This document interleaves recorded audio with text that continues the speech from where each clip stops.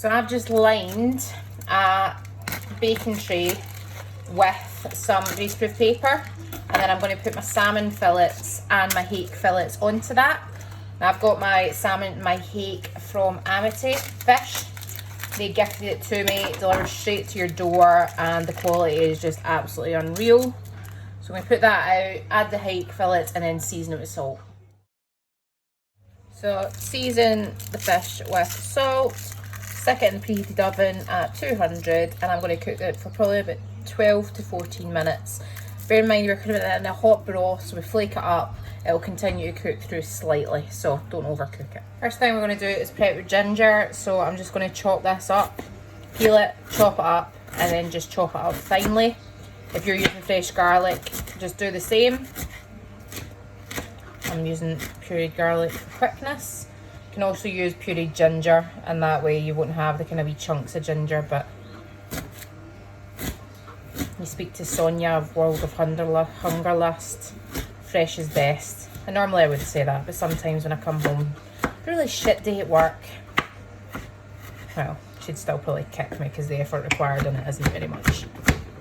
And all we're going to do is add ginger at the pan with your garlic, Thai red curry paste, galangal, lemongrass if you're using it, and oil. And fry this off for a few minutes whilst you prepare your carrots.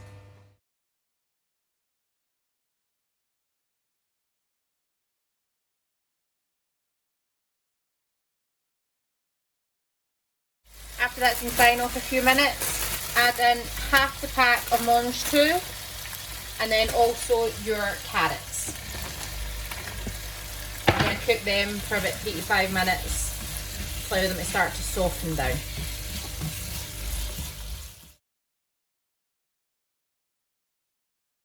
Whilst the mangetout and carrots soften, I'm going to dissolve my stock pot in water and also juice my limes.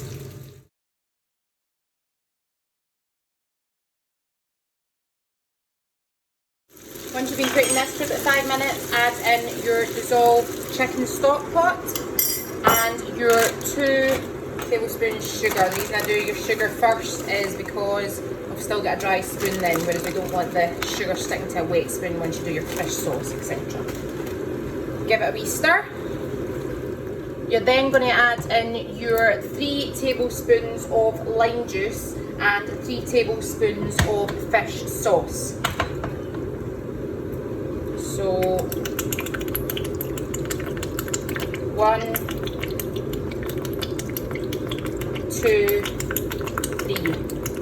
Thai is about the balance of flavours, so we've got the sweet, the salty, and then the sour. So I've turned the heat right up, and I'm just going to allow that to reduce probably for about 10 minutes, and then we'll have a wee check.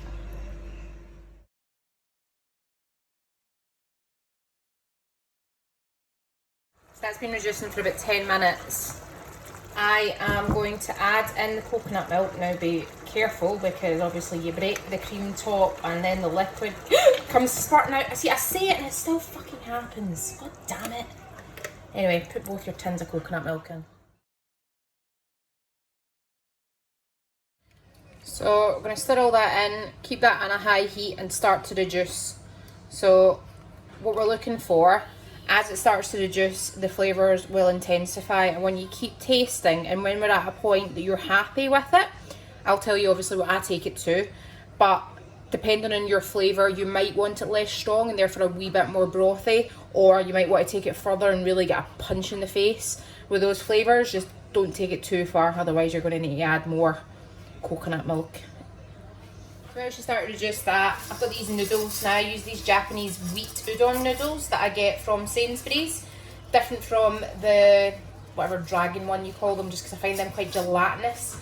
Add the hot water, cook them as per packet instructions, drain them and put to the side. We'll add in later once it's reduced with the fish. So like I said, I find 30 minutes reducing is enough for me. I've tasted it, I'm happy. I'm going to add the noodles and flake in the fish and then serve.